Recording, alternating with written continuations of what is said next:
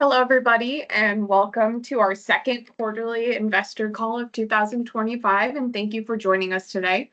I'm sorry I can't be on camera, but it's just not working for me right now. Just wanted to let you know that this call is being recorded and will be available for a replay by visiting our website, clicking on the resources tab, and then clicking on quarterly investor call. Now, before we get started, we must remind you that the purpose of today's call is educational and the material presented is publicly available information from sources believed to be reliable. The information in this presentation may change at any time and without notice.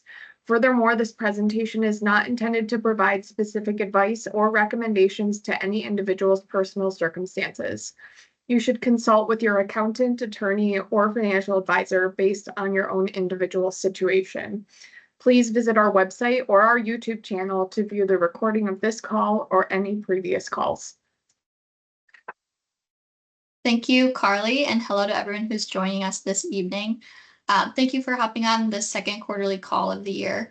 I know most of you are probably used to seeing Justin's face on these calls, but we thought we'd switch things up a bit tonight. So I'm still joined by Peter and Dominic, who will be walking us through our three prepared topics, including some of the recent transactions that happened within the portfolio this past quarter, a discussion on the potential impact of tariffs on some of our holdings, as well as a few research trips that Dom and Peter have taken this past quarter. After that, we'll get into the Q&A session. So as a reminder, the chat box remains open throughout the remainder of the call. So if at any point you have any questions or comments you'd like to share, feel free to type those in and we'll address them at the end. So moving right into our first topic, we processed a few trades in the first quarter, including the sale of two real estate positions. Those were Tanger Outlets and Kimco Realty. So Peter, why don't you walk us through your thoughts on why we chose to eventually move out of those positions? Sure. Thanks, Grace. The first position we exited was Tanger. They're an owner and operator of 38 retail outlets across the United States, and there's a few in Canada as well. And the business has been doing exceptionally well since COVID, and the company has a long history of increasing their cash dividends and growing that cash dividends. So while Tanger was an exceptional investment for us, it is not so much because of our original investment, but because of the subsequent investments that we made in 2020 when the stock prices lost over 80% of their value and we had an opportunity to add to those positions. So you may ask, why would we sell when a company is doing so well? And the answer is simply valuation. Tanger trades at over 30 times its profits moving forward, and it's expected to grow the business only about 2 to 4% moving forward. And part of the reason is their occupancy rates are close to 98%, and so there's not tremendous opportunity for growth. And we felt there was other opportunities elsewhere. So strictly was a reason for valuation was the key determinant here. Very similar scenario with Kimco. Kimco is an owner and operator of 500 open-air shopping centers. And most of those are anchored by grocery stores as the anchor tenant. And likewise, they have 98% occupancy. There's been a tremendous recovery since COVID. And of course, as I mentioned earlier, that was where our opportunity was to add to our position during COVID. So in both situations, we have outstanding businesses. And I think the management teams of both companies agree with us as they have been exercising what they call ATM sales, or it gives the management the right to sell additional shares to raise capital. And there's been a tremendous amount of capital raising by both of these businesses. And of course, from a management team standpoint, you would not be selling if you didn't feel your stock was was traded at fair valuation or more. So now we've used some of those proceeds in well-capitalized, undervalued German automakers. And Dom, why don't you talk a little bit about Mercedes-Benz and BMW? Will do. So just like Tanger and Kimco were sold for similar reasons, our purchases for BMW and Mercedes are also very similar. You have iconic brands, diversified manufacturing bases, a long history of returning capital to shareholders, a cheap valuation, and both of them have ongoing cost reduction programs. And similarly, both have one near-term headwind that's challenging business, and that's from Chinese supply, specifically looking at BYD. A lot of the growth for Mercedes and BMW over the past decade has come from China. And now that there's increased competition in that geographic region, the revenue growth that we've seen in the past is just being challenged by new entrants. So one of the things that we saw with Kimco and Tanger is that their shares outstanding had been increasing pretty consistently. For Mercedes-Benz and BMW, we can say the exact opposite. Both of them have ongoing stock buybacks. And specifically, when we look at European companies, Peter and I both like how they manage their excess capital. Typically, they have a variable dividend policy where they'll pay out a percentage of their free cash flow that they generate. In the case of Mercedes-Benz, they pay out, I believe, 40% of their dividend or 40% of their free cash flow in the form of a dividend. And then the remaining 60% they'll use towards either stock buybacks or an acquisition. BMW is very similar. They'll pay out 30 to 40% in the form of a dividend, and then the remaining capital goes towards a buyback or acquisition. So we like that variable dividend policy, just gives them additional financial flexibility.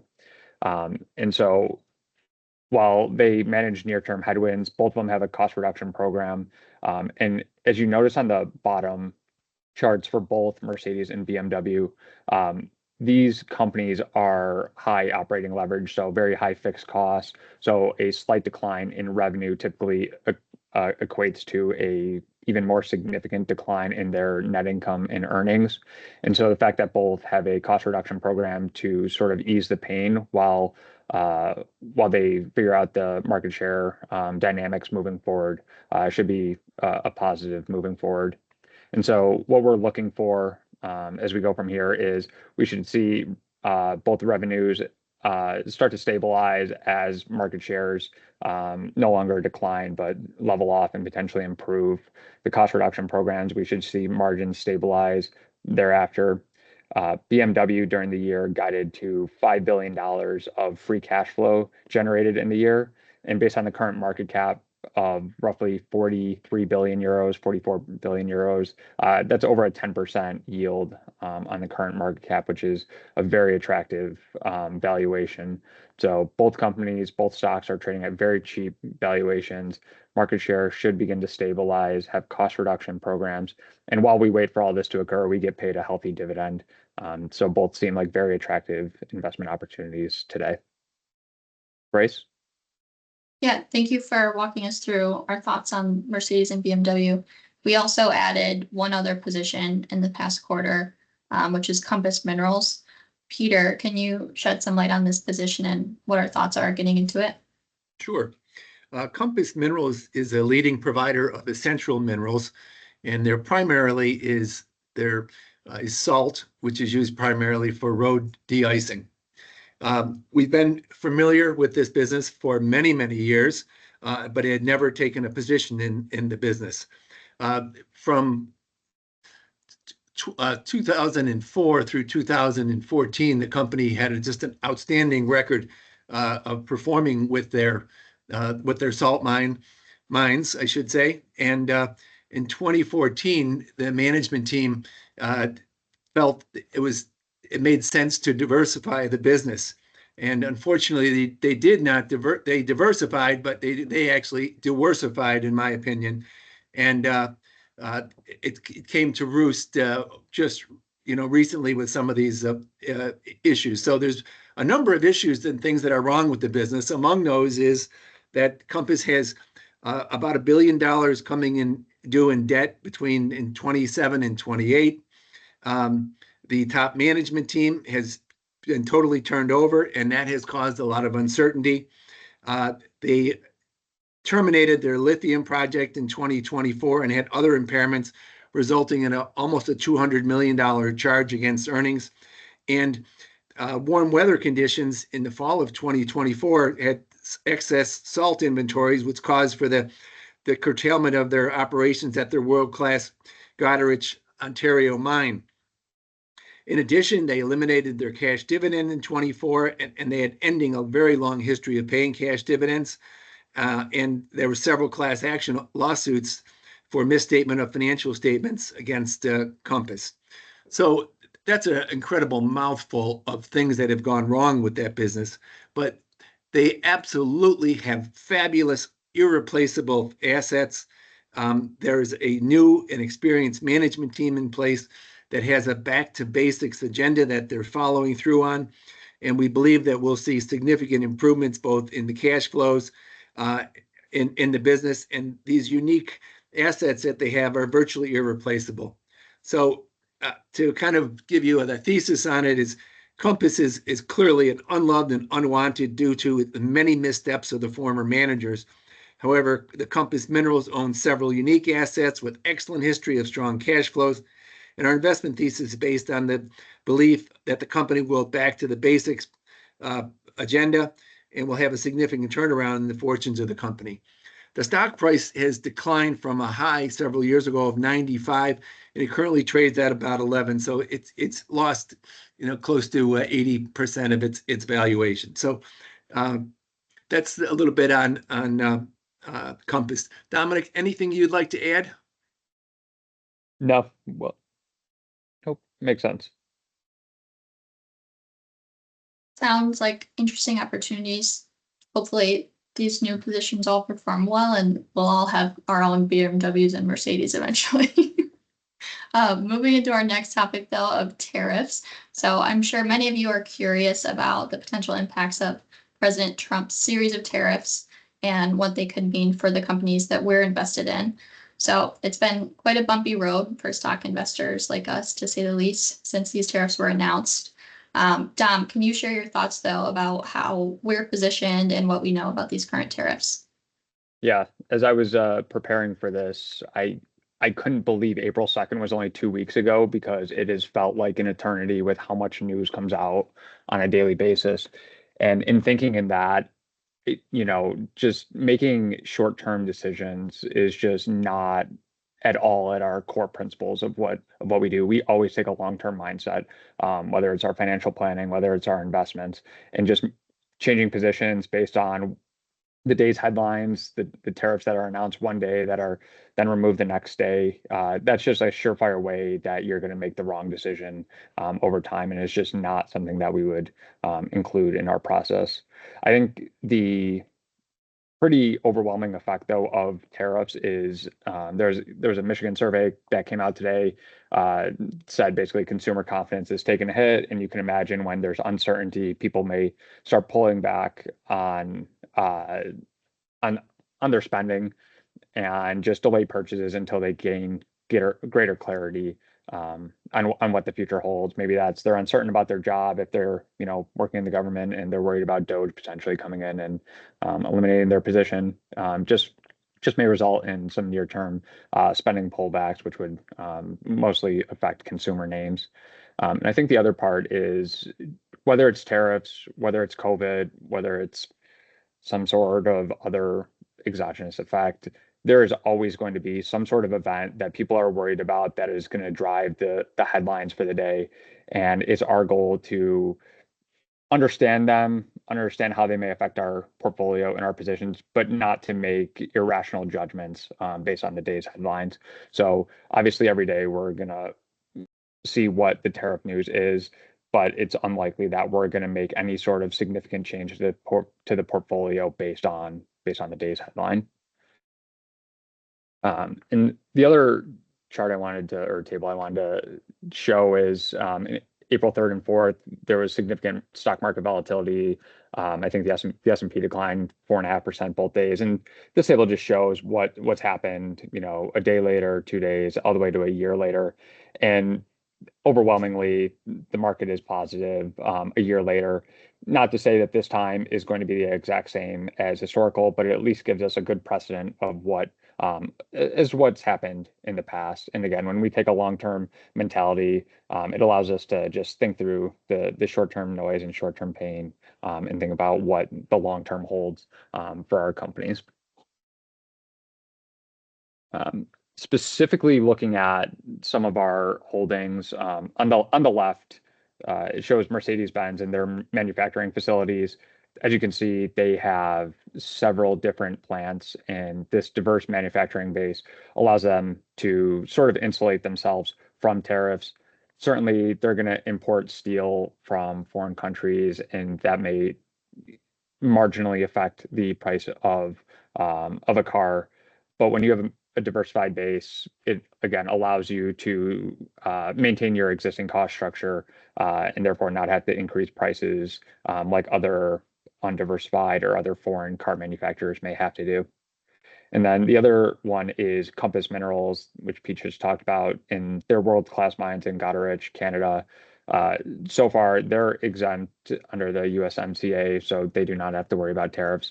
But a lot of competition is coming from Egypt or Brazil, and these companies will have to pay the tariff, which could potentially allow Compass to either increase prices in their domestic markets or take market share from competitors that are unable to basically fulfill the demand needs or just take supply or take market share from other competitors.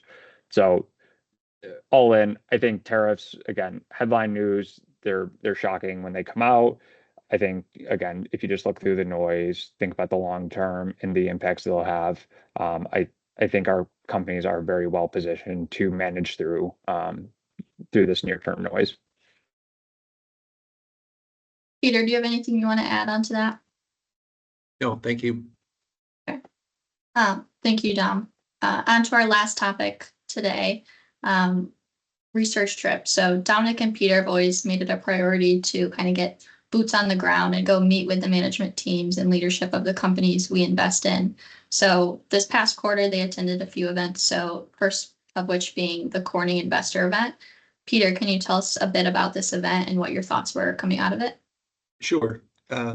We've been longtime owners of Corning. After the tech bubble in the year 2000, Corning stock went from 113 to under $2 a share. We had a near-death experience with that business. But thanks to their leadership and their creative innovations over the years, they rebounded quite nicely to a point now where their business is very healthy, incredible R&D spending and innovation, and very strong financials. So the meeting was to give an updates on their new Springboard plan.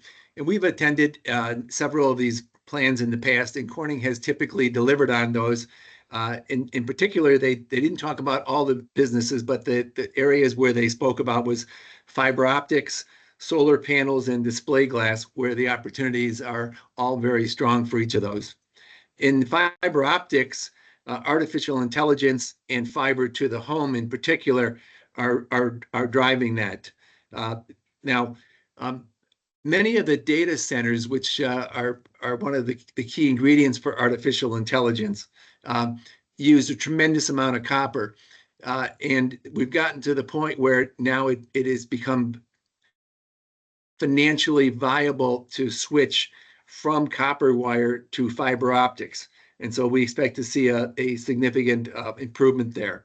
On the solar panel area, they own Hemlock Semiconductor, and in the renewables area, I think solar is going to become a more and more important piece of the as we move forward. And they plan on building up to 2.5 billion in revenue stream by 2028, which is just an incredible change of events. In the display glass, Corning is known. They're the leader by far and the low-cost producer for making television. And as you know, television sizes have grown and grown over the years and will continue to grow. And so that's the tremendous opportunity there.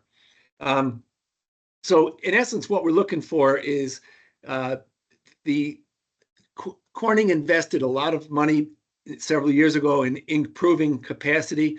And so they're in really strong shape from the capacity standpoint. And now they expect to see profits growing fairly significantly and improving operating margins. And of course, we'll see higher earnings per share and strengthening of the cash flow.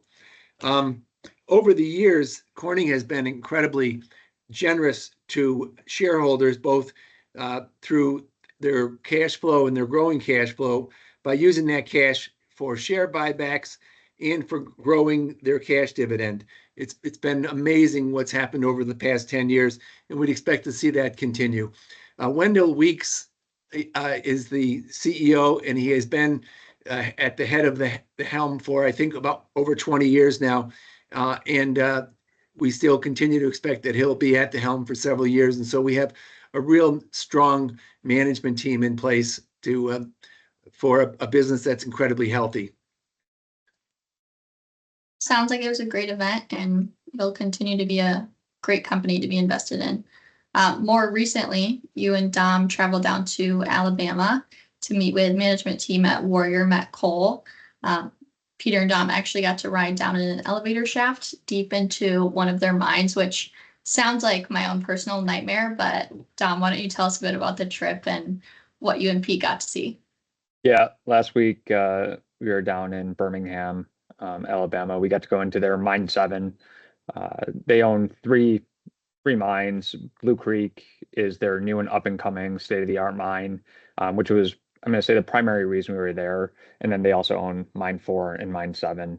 And we were able to go down and just see what it was like to operate a coal shaft, basically. And what I think shocked me the most was how large the mine was, but how few workers were actually in the mine. I think on a normal shift, there's 8 people mining or just like operating the mine during their 12-hour shift. So it was just surprising for how big the mine was, how little was needed to actually operate it on a daily basis. Pete and I were able to have dinner with the management team on Wednesday and then go to the mine on Thursday. And it was just a really good opportunity to meet who exactly was operating the business that we were invested in. And I would be pretty confident in saying that we both came away, we liked the investment before, never got to know the management team on a personal basis, but we came away, I think, pretty confident that the people running the business on a daily basis are the right people to have. They operate a commodity business with a very conservative mindset, which I'll say 2 years ago, they were generating significant cash flow. And I was wondering why they weren't buying back stock. And then you meet with them and you could tell they are just always worried about tomorrow. They always think a recession is around the corner, which is going to result in lower met coal prices. And so this company is never going to be one that's going to mortgage the future to buy back stock hand over fist like we've seen other companies do, and potentially mortgage the future or risk the company's future. And so the management team was great. And the Blue Creek mine, just how large that operation is. Blue Creek is going to be a mine that comes online fully in Q2 of 2026. They're going to start with 4.6 million tons of production and then slowly ramp that up to 6 million and then 6.6 million tons. And I would just say, like, the insights that we gained from the management team on how they operated a mine, how they thought about the future production and the reinvestment back into the business, I think just gives us added confidence that this is going to be a successful investment over the long term. And once we get past this Blue Creek capital funding cycle, their plan is just to continue to pay a growing dividend, increase the dividend over time, which we've talked about several times before, and is exactly what we want to hear. So Grace and I did a video just where I recapped the trip in more depth. That's on our YouTube channel. If you're interested in more pictures and more information on what it was like, I would direct you there. It's O'Keefe Stevens Advisory YouTube channel. All right, thanks, Dom. I think it's about time that we move to our question and answer portion of the call. I don't see that anybody has submitted questions so far via the chat or the Q&A feature. So if you want to ask a question, feel free to do so by typing into the chat or the Q&A. And our first question that was submitted is just asking Dom to discuss 1 to 2 positions that are underperforming in the plan moving forward. I'll take one, and then I'll hand it over to Pete for another. One position that we've talked about, or I've talked about extensively in the past, is GreenFirst Forest Products, and they've kind of been at the heart of tariffs and sort of Trump's agenda of reshoring a lot of production. He's talked about opening up timberlands to increase the amount of wood production in the U.S. We've seen the interesting part is we've seen the price of lumber increase quite a bit to start the year. It's backed off recently, but GreenFirst is undergoing a capital investment program that is going to significantly reduce their cost of production. Right now, the main question is interest rates are still higher than they were in the past, and that's dampening demand near term, primarily on the home building and multifamily side. So you've got lumber demand down. I think what we're going to see in the second half of the year is the duty rate that Canadian lumber producers pay when they ship lumber from Canada to the U.S.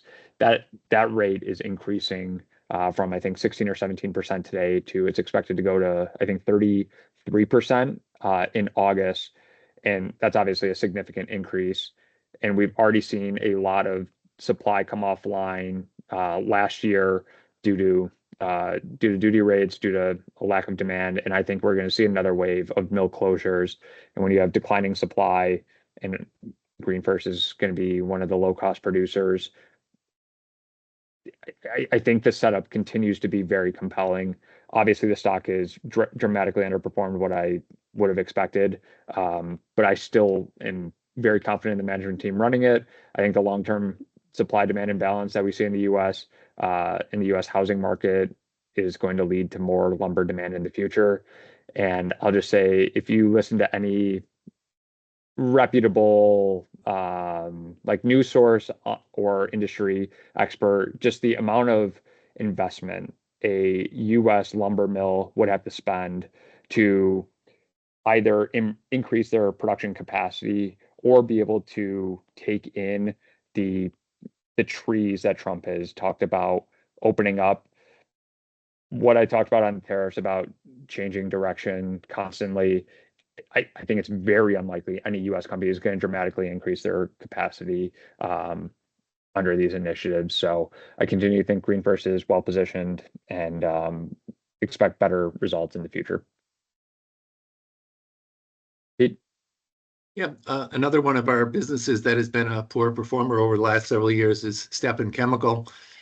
Stepan makes surfactants is their major product, which is the basic ingredient for cleaning products and such. Tremendously benefited during the COVID period with the huge demand for cleaning products and such, and had tremendous cash flow improvements. They reduced their debt dramatically during that time period and have a history of increasing their dividend for 50-some consecutive years now. They also had the retirement of the last member, one of the last members of the Stepan family, and so they've struggled a little bit with some management changes. During that period, they decided to make a major capital investment. So a lot of our cash flow was diverted into a new plant, which is just coming online down in the Houston, Texas area. And they're also, that plant services the oil industry. And of course, the oil has been incredibly volatile. We continue to believe that in the company, even though it's lost 2/3 of its value, we continue to believe that the long-term Stepan is a wonderful business and will return to its normal margins upon completion of their capital investment project. Great, thanks, Pete and Dom. Moving on, it looks like we got another question in the chat. So that is from Mark, and he said, even with substantial government subsidies, we have not been successful in taking market share from China in regard to solar panel production. Is Corning so efficient that it can compete here? Well, you have several things going on. We have these solar panels are manufactured in the United States, and we have a agenda of the government to move semiconductor back to the United States, and that's exactly what these are. And also there's improvements in the technology to make that happen. Corning believes that they have a product that's going to be incredibly successful, and has made the investment in it. Time will tell whether they're able to deliver on that, but it's really too early to say that they've been successful or are not successful in that area.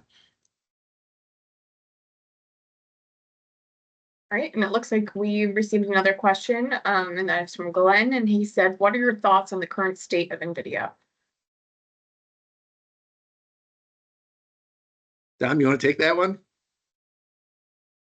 Sure. I mean, what we've seen on the AI revolution, I still think you're in the early days of that. That said, I think a lot of that is still priced into NVIDIA stock. Still relatively expensive, run by one of the best CEOs of our time. Obviously, there was news today that came out that affects their Chinese business. I think over the long run, right now, NVIDIA just is so far ahead with their technology that, if you take some demand away from one company or one country, there's going to be demand to replace it from another one. So I think near term, like the outlook is still incredibly bullish. Just the stock is still very expensive. I'd like to maybe add a little bit to that. We purchased that stock in 2013. It had declined 68% from its high 5 years earlier. So it was incredibly undervalued at that point in time. But we were buying a gaming company at that point in time. And of course, 2 years later, it turned into much more than a gaming company with artificial intelligence and the growth of data centers and such. But since ChatGPT came on board and Microsoft made a major investment in that business, there's been an explosion in the valuation. So the valuation continues to be very high, and to see the fluctuations is not surprising. But it is still probably, if I think of all the businesses that I have ever come in touch with in 45 years, NVIDIA is the greatest company I have ever seen. As Dominick mentioned, their competitive position does not seem to be weakening at all. But when you have a very high valuation of that nature, you can see corrections in a wonderful business because the valuation just got out of hand. And of course, that was exactly why we sold the two real estate companies earlier this year. And we've taken more than our fair share of profits out of NVIDIA, and just a great business. Thanks, Peter. It doesn't look like we have any other questions at this point, so we'll just stick around for a couple minutes just to see if anybody wants to submit any questions in the chat box or the Q&A, and we'll just sit here and wait for a bit. And if there's no more questions, we can end the presentation, but feel free to submit questions if you have any.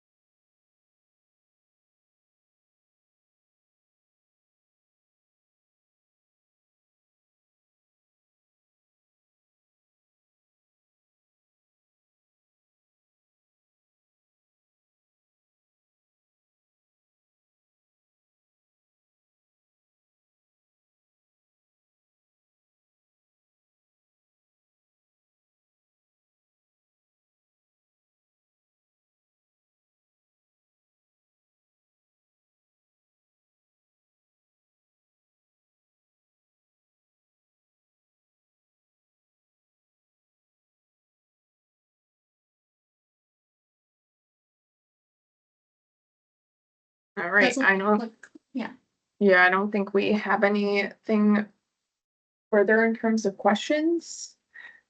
So we'll end the presentation here. This ends our quarterly investor call for today. And as a reminder, you can send in questions you'd like answered by our team via email prior to these calls. You can email any member of our team with your questions and we'll be sure to address them on any future calls. Thank you for tuning into our commentary on the market and your investments. You'll be able to replay a recording of this call within 24 hours on our website. Thanks, everybody. thank you everyone and have a good evening. Thank you. Thanks, everyone.